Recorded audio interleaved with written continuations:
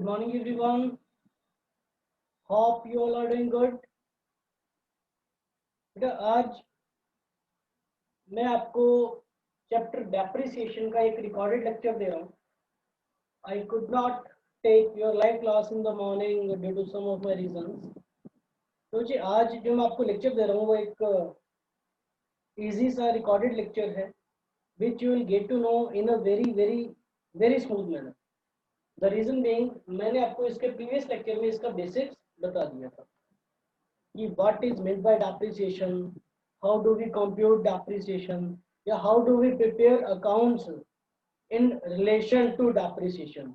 अगर हमें machine account that is asset account या car account non current asset account बनाना है तो वो कैसे बनाना है, और अगर डेप्रिसिएशन का अकाउंट बनाना है तो वो कैसे बनाना है. आज उसी पर will discuss on a further note. ठीक है, तो हमारे सिलेबस में बेटा the method of computation of depreciation, हमारे सिलेबस में methods of computation of depreciation.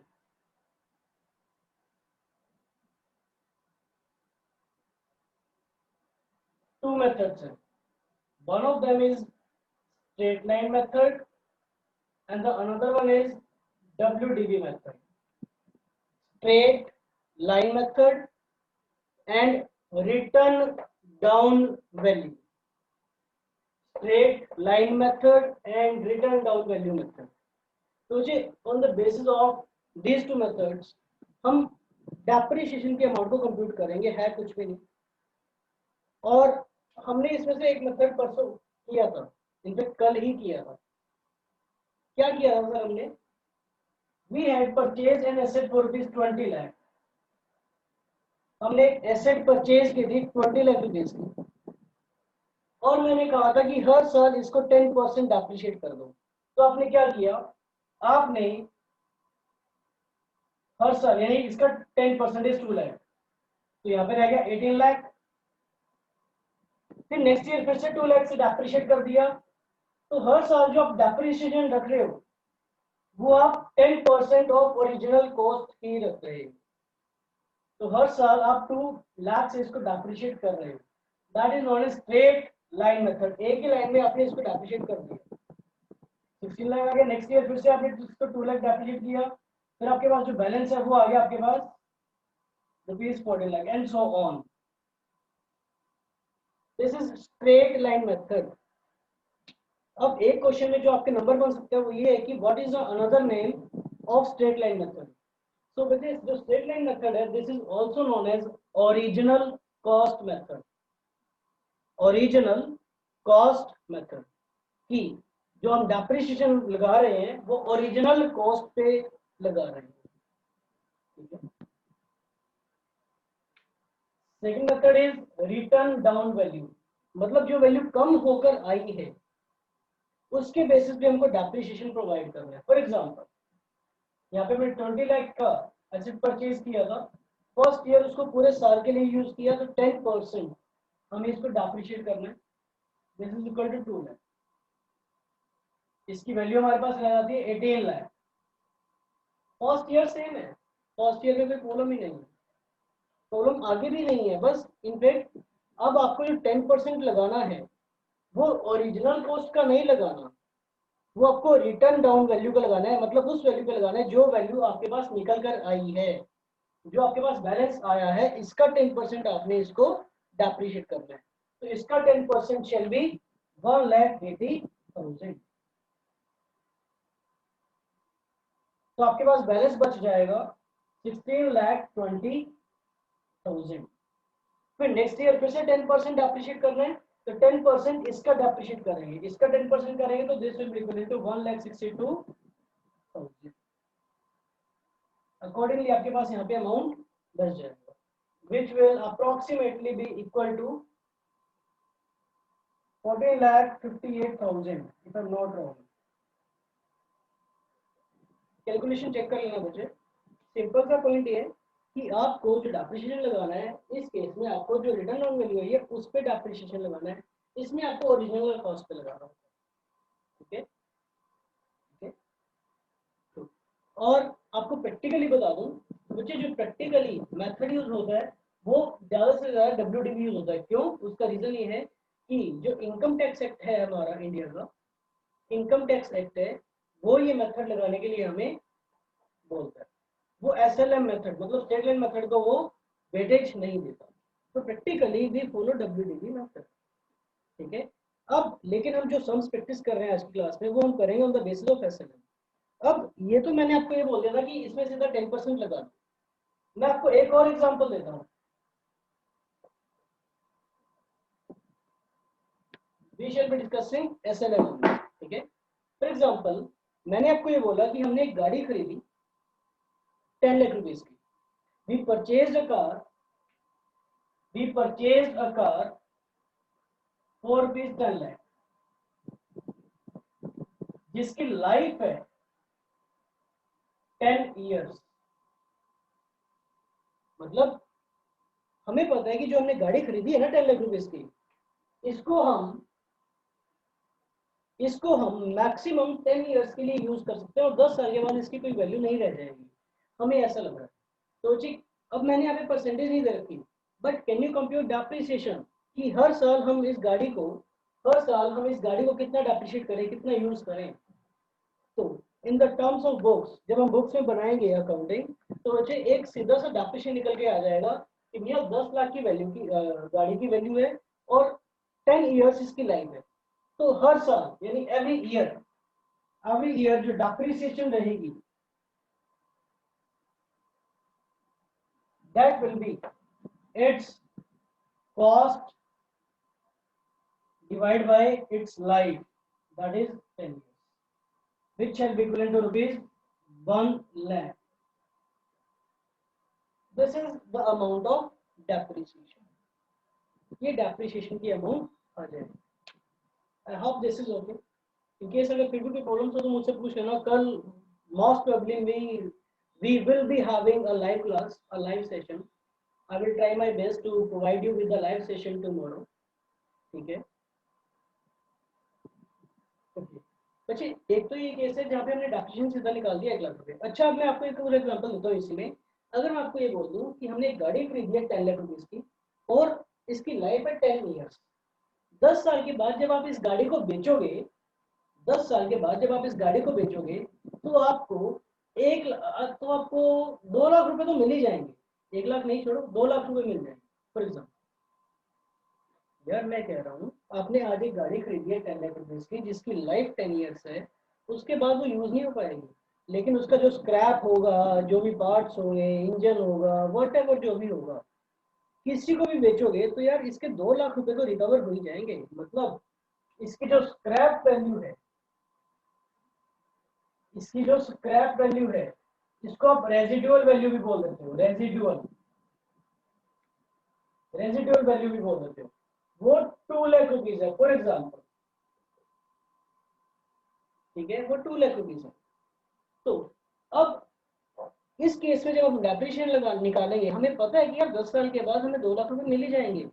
तो हमारे कितने रुपए एक्चुअल में खर्च हुए, हमें हमारे पास से एक्चुअल में कितने रुपीज जाएंगे। एक बार 10 लाख आ रहे हैं लेकिन बाद में 2 लाख रुपीज रिकवर हो जाएंगे।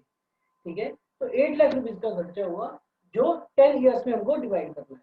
तो इसको आप कैसे करेंगे? Depreciation shall be equal to cost minus scrap value, cost minus scrap value, which is 2 lakh,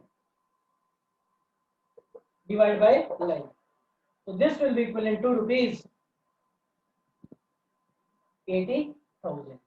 10 lakh minus 2 lakh is equal to 8 lakh. 8 lakh divided by 10 is equal to 80,000. तो हर साल अब हम डेप्रिसिएशन जो चार्ज करेंगे, अगर हमने गाड़ी starting से पूरे साल के लिए यूज करना शुरू कर दिया है तो 80,000 हर साल हम डेप्रिसिएशन चार्ज कर देंगे। ये सिंपल सा कॉन्सेप्ट है of computing depreciation as per straight line method या ओरिजिनल कॉस्ट मेथड। बच्चे मैंने ना यहाँ पे एक चीज को इग्नोर कर दिया है, वो आप लोग भी इग्नोर करेंगे as per the part of your syllabus. आपने शायद इकोनॉमिक्स में पढ़ा होगा, मैं आप लोगों को बता देता हूँ कि सर आज के 100 रुपए की वैल्यू आज से 10 साल के बाद 100 रुपए नहीं रहेगी। सर ये क्या मतलब हुआ? 100 रुपए का नोट तो 100 रुपए नहीं होगा। बिल्कुल होगा, लेकिन अगर आप आज के टाइम में 100 रुपए में ये 4 मार्कर खरीद पा रहे हो, तो 10 साल के बाद आप 100 रुपए में 4 मार्कर नहीं खरीद पाओ, शायद आप 3 मार्कर ही खरीद पाओ। मतलब टाइम के साथ साथ पैसे की वैल्यू डिक्रीज होती है। एक बात बताओ ना, आपने सुना होगा कि आपके जो पेरेंट्स हैं या ग्रैंड पेरेंट्स हैं वो कहते होंगे हमें हमारे टाइम में तो खर्चने के लिए 10 पैसे या 20 पैसे मिला करते थे, आज से 20 साल पहले या 30 साल पहले। आपके पेरेंट्स ने शायद आपको कभी बोलो कि हमको तो जेब खर्ची यानी पॉकेट मनी शायद 30 पैसा 40 पैसा 10 पैसे मिलती थी। ठीक है, आज के टाइम में आज के टाइम में वही आपको for example per day 100 rupees मिल रहे हैं। तो आज के दिन जो आप 100 रुपये ले रहे हो, हो सकता है आज के दिन वो 100 रुपये में वो चीज़ ना है जो 30 साल पहले वो सिर्फ 30 पैसे में आ जाएगा। तो this is time value of money, we have to ignore that concept over here. ठीक है, SLM that is straight line method में हम वो कॉन्सेप्ट को अग्री नहीं करते, हम सीधा कंप्यूट कर लेते हैं कि कितना खर्च किया कितना मिल जाएगा डिवाइड बाय 9। ठीक है,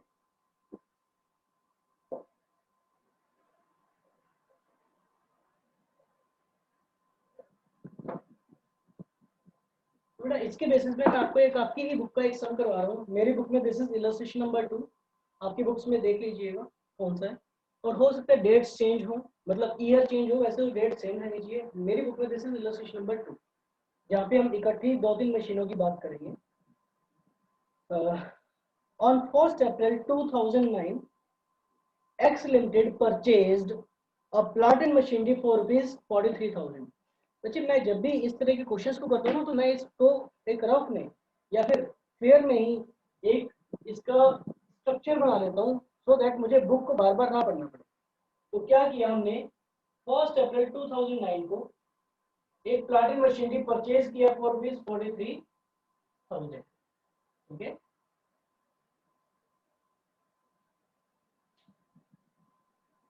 it was estimated that the effective life of the plant and machinery will be 10 years and after which its scrap value will be 3,000। क्या बोल रहे मुझे, इस प्लांट की जो लाइफ है, इस प्लांट की जो लाइफ है वो 10 इयर्स है और उसके बाद इसकी स्क्रैप वैल्यू 3,000। तो जी इसका डेफिनेशन तो हम लोग इजीली निकाल सकते हैं, कैसे 43,000 माइनस 3,000, 40,000 डिवाइड बाय 10। तो इसका डेफिनेशन आ जाएगा बच्चे 4,000। I hope you have got it. अगर हम इसका डेप्रिसिएशन निकालेंगे तो आ जाएगा ₹4,000 पर एनम, पूरे साल का अगर निकालें तो 43,000 माइनस 3,000 डिवाइड बाय 10 ईयर्स। इसके बाद कह रहे हैं ऑन 1 अप्रैल 2010, ये लो जी नेक्स्ट ईयर की बात कर रहा है, कह रहे हैं on 1 April 2010 the company purchased additional machine for rupees 25,000 of which the effective life will be 15 years। ये लो जी, इन्होंने सेकंड मशीन परचेज की है फॉर रुपीज 25,000 जिसकी लाइफ है 15 ईयर्स और इसकी जो स्क्रैप वैल्यू है after which its scrap value या it will be sold for rupees 2,500। इसका मतलब स्क्रैप वैल्यू हो गई ना बच्चे। ठीक है, तो original cost minus scrap value divide by life.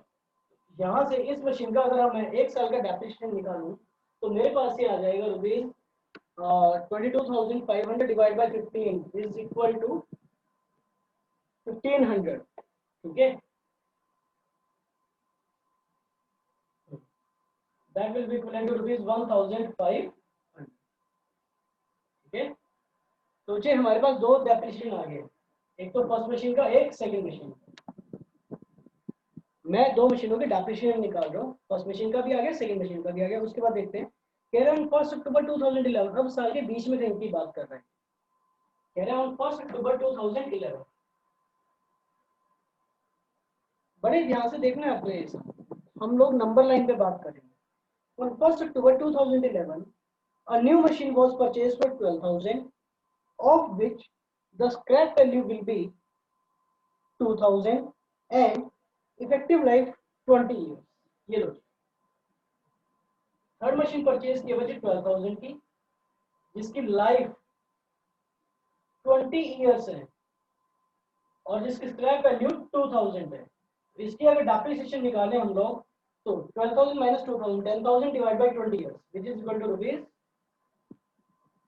500 per annum.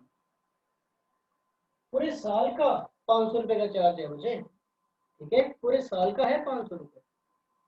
इसके बाद क्या करें, show plant and machinery account up to 31st March 2013 if depreciation is provided on straight line method.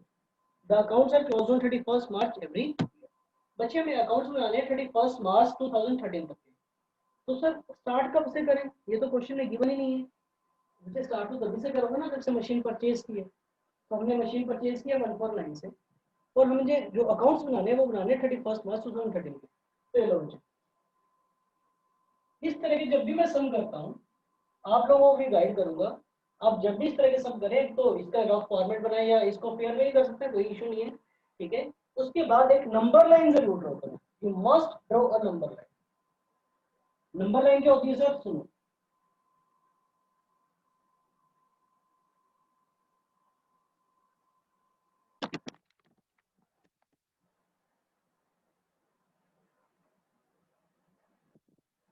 Sir this is 1/4/2009। इस दिन क्या हुआ है, 1/4/2009 को आपने फर्स्ट मशीन परचेज की, ठीक है। अच्छा ये साल कब खत्म होगा, ये ईयर एंड होगा मुझे 31st March 2010।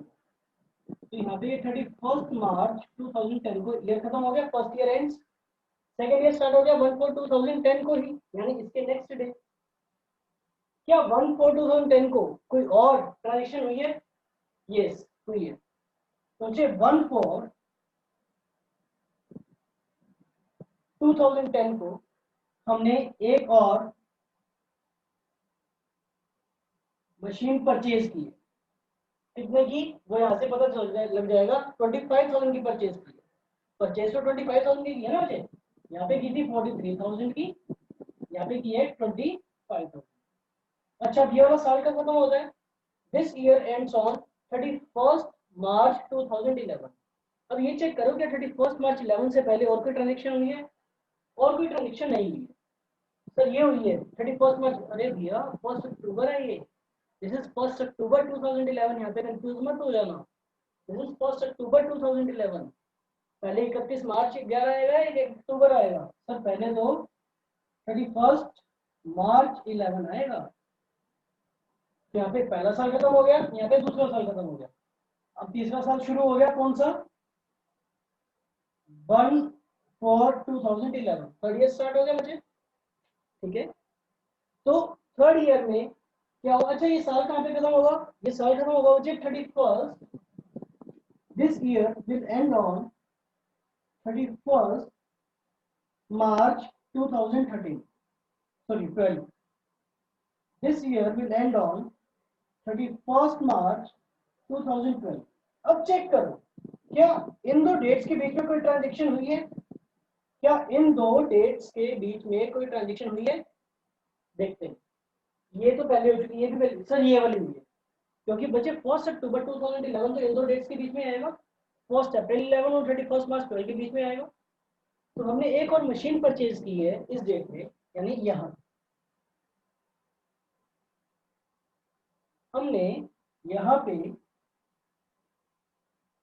यानी ऑन 1 अक्टूबर 2011 एक मशीन परचेज किया, मशीन नंबर 3 फॉर रुपीज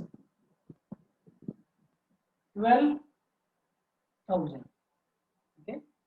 तो ये वाला साल यहाँ पे खत्म हो जाएगा। उसके बाद हमने 31st March 13 यानी इसके एक साल बाद का डेटा और बनाना, 31st March 13 तक के हमने अकाउंट्स बनाने हैं, ठीक है बच्चे। तो मैं आपको स्टार्टिंग के अकाउंट्स बना के दिखाता हूँ, उसके बाद I will give this to you, क्योंकि इजी है। What we have to do is we have to prepare plant and machinery account.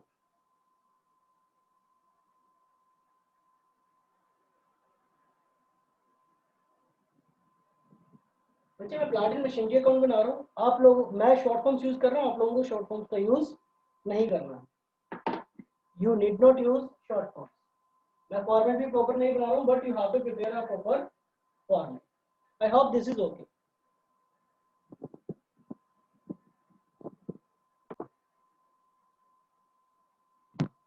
हाँ जी, मुझे इंपॉर्टेंट कॉल आ गया था।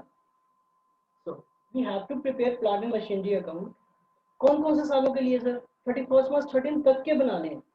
तो सबसे पहले तो हम यहाँ से लेकर यहाँ तक कब आएंगे, that is for the year ending 31 मार्च 10। पहले तो एक साल की बात करें, हम स्टार्ट कब हुआ 149।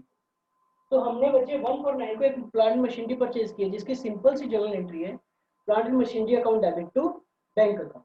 ठीक है, तो लेजर पॉलिसी क्या हो जाएगी on 1/4/2009 to bank account number 1। मैंने नंबर 1 इसलिए लिख दिया बच्चे क्योंकि हमको पता रहे कि हम कितनी मशीन खरीद रहे हैं और ये कौन सी मशीन की ट्रांजेक्शन, कौन सी मशीन की अकाउंटिंग चल रही है। तो नंबर 1 मशीन जो परचेज की वो कितने की है, 43,000 की।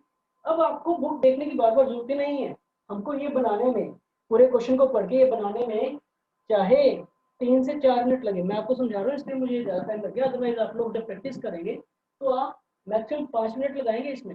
इसका बेनिफिट ये होगा कि आपको बार बार बुक देखने की जरूरत नहीं है और इससे आपका टाइम ऑटोमेटिकली यहाँ पे सेव हो जाएगा। ट्रस्ट मी गाइस, ये habit you have to develop this. तो first machine was purchase for rupees 43,000। ठीक है, अब ये साल एंड होता है बच्चे 31 मार्च 2010 को। इसके बीच में और कोई ट्रांजेक्शन हुई ही नहीं, तो इसके बीच में और कोई ट्रांजेक्शन हुई नहीं, तो we have to close the accounts. तो उससे पहले हमें डेप्रिसिएशन चार्ज करना पड़ेगा। डेप्रिसिएशन हमने कंप्यूट किया था 4,000। क्या हमने इस मशीन को पूरे साल यूज किए? यस सर, पूरे 12 के 12 महीने यूज किए, क्योंकि 1 अप्रैल को खरीद लिया था और 31 मार्च तक यूज किया, बेचा नहीं है। तो पूरे साल का डेप्रिसिएशन की एंट्री सिंपल है, depreciation account debit to plant and machinery account, that is on 31 March 2010 by depreciation account. कौन सी मशीन का है सर? फर्स्ट मशीन का। सर ये बार बार बंद कर बच्चे, वेट तो करो, मैं बताऊंगा। ठीक है, कितना डेप्रिसिएशन है बच्चों? 4,000। ठीक है, तो इस मशीन का बैलेंस क्या रहेगा? By balance carry down. कौन सी मशीन का? फर्स्ट मशीन का। कितना बैलेंस रहेगा बच्चे? 43 माइनस 4, 39,000 बैलेंस रहेगा।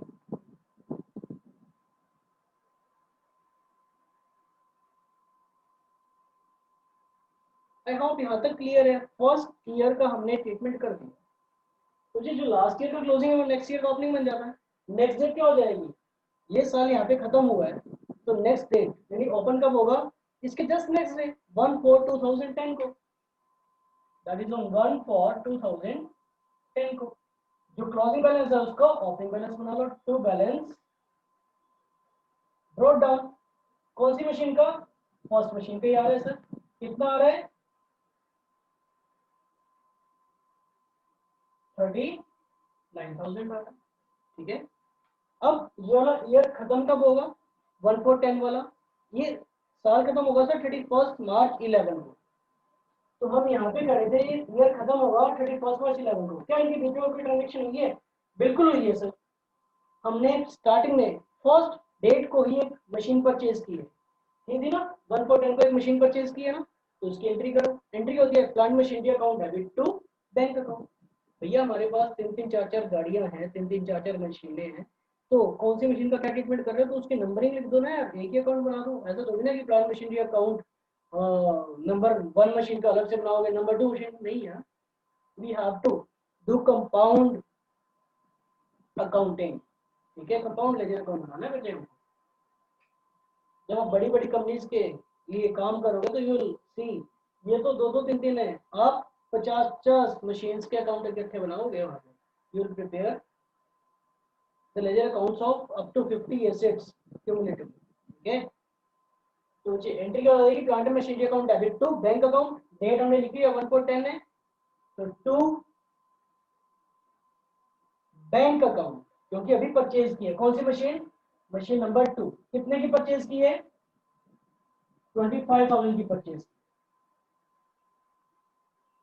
अब ये साल खत्म कब होगा? 31 मार्च 11 को, यानी यहाँ पे खत्म होगा।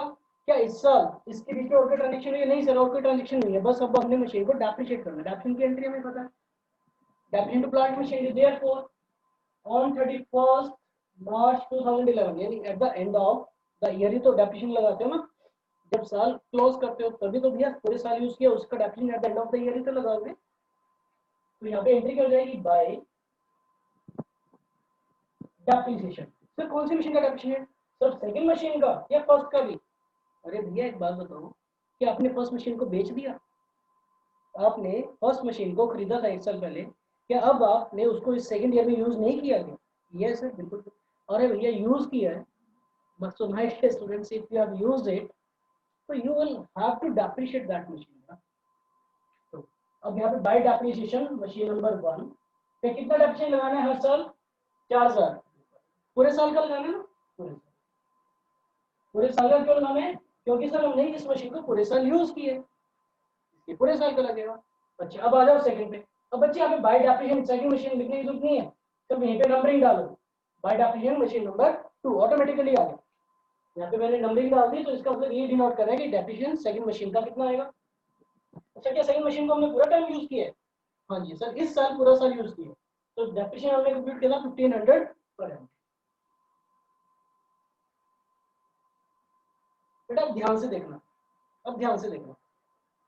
अब मैंने क्या निकालना है? बाय बैलेंस कैरी डाउन, एक तो फर्स्ट मशीन का, एक सेकंड मशीन का। हम जनरली लेजर अकाउंट्स का बैलेंस कैसे निकालते हैं? हम जनरली लेजर अकाउंट्स का बैलेंस निकालते हैं, इस साइड टोटल करते हैं, मतलब जिस साइड ज्यादा आ रहा होता है, इस साइड टोटल आ रहा है हमारे पास 64,000, तो ये 64 हम यहाँ पे भी लिख देते हैं, और 64 में से ये माइनस कर देते हैं, तो हमारे पास एक कंप्लीट बैलेंस आता है। लेकिन हमारे पास अब ये टेक्निक है कि हम मशीन 1 का बैलेंस अलग से निकाल सकते हैं और मशीन 2 का बैलेंस भी अलग से निकाल सकते हैं। आप लोग इकट्ठा निकालना चाहो तो इकट्ठा निकाल सकते हो, नॉट एन इशू, इस सब में कोई इशू नहीं है अगर आप इकट्ठा निकालना चाहते हो। लेकिन मेरी एडवाइस है बच्चे, क्योंकि हम जो आगे सम्स करेंगे उन आगे वाले सम्स से किसी ना किसी मशीन को हम बेचेंगे भी, तो बेचने के लिए फिर हमें उसका स्टार्टिंग से फिर से कंप्यूट करना पड़ेगा, वहाँ पे एक प्रॉब्लम हो जाएगी। तो मेरी आप लोगों को एडवाइस है बेटा कि अलग अलग निकालो। और अलग अलग निकालने में झंझट क्या है यार? इस साल की बिगनिंग में आपकी गाड़ी की वैल्यू, मान लो एक गाड़ी है, इस साल की बिगनिंग में आपकी गाड़ी की वैल्यू 29,000 है, इस साल आपने उसको कितना यूज किया? 4000 से यूज किया, तो गाड़ी की वैल्यू कितनी रह गई at the end of the year? आज सुबह मैंने आपको एक चीज दी, आज सुबह मैंने आपको एक चीज दी जिसकी वैल्यू 39,000 थी, पूरे दिन में आपने उसको 4000 रुपए से यूज कर लिया, तो भैया eight the end of the day evening में उसकी वैल्यू कितनी रह गई? 35,000 रह गई। तो बस यही तो है, 39 minus 4,000 is equal to 39,000, sorry 35,000। आज की सुबह मैंने आपको एक चीज दी जिसकी वैल्यू 25,000 थी, आज पूरा दिन आपने उसको यूज किया 1,500 से, तो वैल्यू रह कितनी गई at the end of the day? This minus this is equal to 23,500। मजे की बात ये है कि अगर आप इन दोनों का टोटल करेंगे तो ये वही आएगा जो आप इसमें से ये दोनों माइनस करेंगे, टोटल यही आएगा। लेकिन मैंने अलग अलग कर दिया क्योंकि मुझे आता है अलग अलग करना, और आपको भी आता है यार, इसमें झंझट क्या, कोई झंझट नहीं है। ठीक है, अब आ जाओ नेक्स्ट ईयर पे। सर इस साल का क्लोजिंग नेक्स्ट ईयर का opening, that is on 1/4/2012, sorry 1/4/2011। क्या लिखेंगे आप? To balance brought down. कौन कौन सी मशीन आपके पास? Machine number 1 and machine number 2। कितना बैलेंस है मशीन नंबर 1 का? 35,000 and 23,500 is the balance of second machine. समझ पा रहे हैं बच्चे? ये फर्स्ट ईयर की अकाउंटिंग कर दी हमने, ये हमने आपके सेकंड ईयर की अकाउंटिंग कर दी, अब ये थर्ड ईयर की अकाउंटिंग स्टार्ट हो रही है। ठीक है, ये लाइन मैंने आपकी अंडरस्टैंडिंग के लिए लगा दी। ठीक है, तो और एक बात ध्यान रखना, जहाँ पे साल खत्म हो रहा है मतलब यहीं से आपको नेक्स्ट ईयर स्टार्ट करना है, और दोनों साइड्स इक्वल लाइन में होनी चाहिए। ऐसा नहीं है कि ये वाला यहाँ पे खत्म हो गया तो आपने नेक्स्ट ईयर यहीं से स्टार्ट करनी है, नहीं, उन दोनों को इक्वल करके एक प्रॉपर फॉर्मेट के अकॉर्डिंग यहाँ से दोनों स्टार्ट करेंगे। भले ही देखो ये वाली चीज मेरी खाली रहेगी, लेकिन मैंने 64 को यहाँ पे नहीं लिखा, दोनों को सेम लाइन में लिखा। ठीक है, अब ये साल का बंद होगा 31 मार्च 2012, इस साल क्लोज होगा 31 मार्च 2012 को। ठीक है, थोड़ा सा नीचे कर देता हूँ ये। अब ये वाला जो ईयर है यहाँ पे स्टार्ट हुआ है, खत्म होगा 31 मार्च 12 को। क्या इन दो डेट्स के बीच में कोई और ट्रांजेक्शन हुई है? ध्यान से देखो, क्या इन दो डेट्स के बीच में और कोई ट्रांजेक्शन? यस सर, बिल्कुल हुई है। 1 अक्टूबर 2011 को हुई है। तो बच्चे 1 अक्टूबर 2011 को एंट्री कर दो। क्या एंट्री करोगे? प्लांट मशीन के account debit to bank account. कब करनी है? On 1 October 2011 to bank account. कौन सी मशीन खरीदी? Machine number 3। कितने की खरीदी? 12,000 की। कोई झंझट नहीं, सिंपल है। जनरल एंट्री तो कर रहे हैं, और क्या कर रहे हैं हम लोग। ठीक है, अब ये साल का भी खत्म होगा, 31 मार्च 12 को जाके होगा, और कोई ट्रांजेक्शन ही नहीं है। तो 31 मार्च 12 को बजट एप्लीकेट कर दो।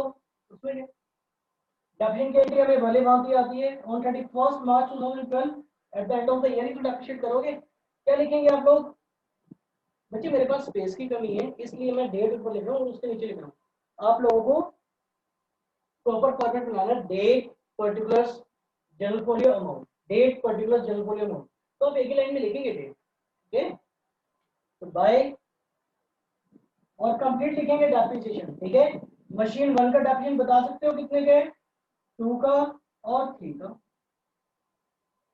ध्यान से देखना बच्चे, मशीन 1, क्या इस साल हमने मशीन 1 को पूरे साल के लिए यूज किया? बिल्कुल किया sir. Last to last year कितनी? लास्ट टू लास्ट ईयर पूरा यूज किया, फिर लास्ट ईयर पूरा यूज किया, इस बार भी पूरा यूज किया। क्योंकि क्वेश्चन में कुछ बता ही नहीं रखा, कुछ नहीं बता रखा, तो नहीं मान के चलेंगे ना कि हमने पूरे साल यूज किया। बेचा तो है नहीं, अगर बेचता तो क्वेश्चन में बताता। ठीक है, तो इस पे डेप्रिसिएशन था 4,000 रुपए पर एनम, पूरे साल यूज किया।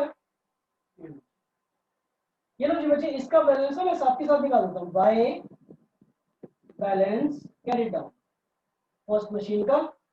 फर्स्ट मशीन का बैलेंस बताओगे कितना आएगा? 35 minus 4 is equal to 31,000। Machine 2, क्या आपने इस मशीन को पूरे साल यूज किया? बिल्कुल किया। इस मशीन को भी हमने पूरे साल यूज किया। तो इसका डेप्रिसिएशन कितना? 1,500 पर मंथ। तो इसका डेप्रिसिएशन कितना है? इसका बैलेंस कितना आ जाएगा? 23,500 minus 1,500 which is equal to ₹22,000। अब आ जाओ थर्ड मशीन पे, ध्यान से देखना इसको। थर्ड मशीन पे मैं कहता हूँ बेटा, आपने 12,000 की मशीन कब खरीदी है? 1 अक्टूबर को। तो मुझे एक बात बताओ, इस मशीन को आपने इस साल में कितना यूज किया? क्या आपने इस मशीन को इस साल में पूरे 12 महीने के लिए यूज किया? क्या आपने जो मशीन यहाँ पे खरीदी है, क्या इस मशीन को इस साल पूरे 12 महीने के लिए यूज किया? नहीं सर, हमने यूज किया इसको 6 महीने। कौन कौन से? अक्टूबर पूरा यूज किया, नवंबर, दिसंबर, जैन, फेब एंड मार्च, यानी 6 महीने के लिए यूज। क्योंकि हमने इस मशीन को 6 महीने के लिए यूज किया, तो डेप्रिसिएशन भी 6 महीने की रखनी चाहिए। 500 रुपीज पर एनम है, 500 रुपए पूरे साल का है, तो 6 महीने की कितनी होगी? 250। 500 डिवाइड बाई 12 कर लेना, this will be equal to 500 divide by 12 into 6 करोगे तो this will be equal to 250। सोचे अब यहाँ पे जो डेप्रिसिएशन लगेगी वो 250 लगेगी, सिर्फ इस साल के लिए। सिर्फ इस साल के लिए लगेगी थर्ड मशीन पे 250। नेक्स्ट ईयर तो अब इस डेट में आपके पास कितनी मशीन होंगी? 31 मार्च 12 को आपके पास कितनी मशीन होगी? मशीन नंबर 1 भी होगी, 2 भी होगी, 3 भी होगी। हमने ये साल क्लोज करना है 31 मार्च 7 को। तो क्या आपने इस साल तीनों मशीन को पूरा पूरा साल यूज किया? बिल्कुल किया। क्योंकि बिल्कुल किया, तो जब आप नेक्स्ट ईयर के अकाउंट बनाओ, मैं नहीं करूंगा, ये आपको करना है। तो जब आप नेक्स्ट ईयर के अकाउंट्स बनाओगे तो क्या लिखोगे? To balance brought down first machine, second machine, third machine by depreciation. पूरे साल के लगाओगे, फर्स्ट मशीन पे 4,000 लग जाएगा पूरे साल का, सेकंड पे 1,500, और थर्ड मशीन पे सर पूरे साल यूज किए थर्ड ईयर में, तो 500 रुपए डेप्रिसिएशन लगेगा। तो ये अकाउंटिंग आपको करनी है। तो थर्ड इस साल में थर्ड मशीन का क्लोजिंग बैलेंस क्या रहेगा? 12,000 minus 250 that is equal to 11,750। Total कर दो बच्चे, आपका टोटल यही आएगा जो यहाँ पे बैलेंसिंग फिगर थोड़ी ना बैलेंसिंग फिगर तो निकाली है अलग अलग मशीन की। तो this is equal to 70,500 I guess. हाँ जी, this is also equal to 70,500। Next year की अकाउंटिंग आपको करनी है। I hope this is okay बेटा। सो अकॉर्डिंगली अब आपको जो आपकी सम्स करने हैं, जो आपको सम्स करने हैं, that you have to try. कौन कौन से? एक तो बच्चे इलस्ट्रेशन नंबर 1 मैंने सेकंड करवाया, आपको इलस्ट्रेशन नंबर 1 ट्राई करना है, इलस्ट्रेशन नंबर 2 कंप्लीट करना है, इलस्ट्रेशन नंबर 2 कंप्लीट करना है, ठीक है। और इसमें आप लोग मेरे लिए एक काम और करेंगे, आप ना इस समय मेरे लिए डेप्रिसिएशन अकाउंट और बनाएंगे। डेप्रिसिएशन अकाउंट बहुत ही सिंपल है, मैंने करवाया था। पहली एंट्री क्या हो जाएगी? डेप्रिसिएशन अकाउंट बनाएंगे, तो डेप्रिसिएशन अकाउंट में फर्स्ट एंट्री हो जाएगी टू प्लांट मशीनरी, और उधर से आ जाएगा बाय प्रॉफिट लॉस अकाउंट, फिर क्लोज कर दो बस। नहीं आता तो कोई बात नहीं, कर लिया परसों वाली क्लास में कर लिया। So you have to do illustration number 1, you have to complete illustration number 2, and you have to do unsolved practical questions number 1 and number 2. This is your homework. Okay, guys? So if you have watched today's class, you have to give me an answer to the question in yes or no. I will come to know that whether you have watched this or not, and you have to send me the work. The question is, if you have seen this class, just reply yes. ठीक है, और जिसने नहीं देखी होगी वो तो लिखेगा ही नहीं, ठीक है। So bye bye guys, hope to see you tomorrow in a live session. In case अगर नहीं हो पाया owing to there are some reasons, ठीक है, तो then I will let you no.